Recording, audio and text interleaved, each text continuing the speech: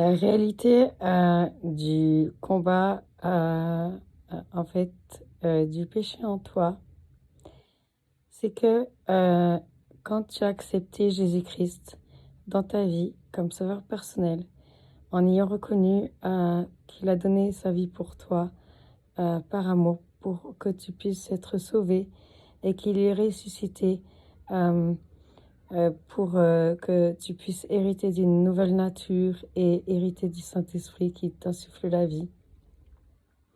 Si tu as reconnu tout ça, évidemment, tu hérites d'une nouvelle nature, mais les, tu vas conserver les désirs du péché en toi.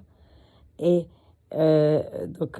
là, je t'invite à étudier très profondément le chapitre 6, 7, 8 de l'Épître aux Romains et le chapitre 5 de l'Épître aux Galates, parce que la réalité du combat entre la chair et l'esprit, elle est réelle, mais plus tu vas collaborer avec le Saint-Esprit, et crois-moi, le Saint-Esprit, il va travailler ton cœur jusqu'à ce que ça arrive, et bien dans ce cas, il va gagner. Et si tu te sens à l'aise avec le péché alors que tu as donné ta vie à Christ, c'est vrai qu'on peut à un moment donné euh, occulter presque sa conscience, mais être complètement en paix vis-à-vis du péché, non.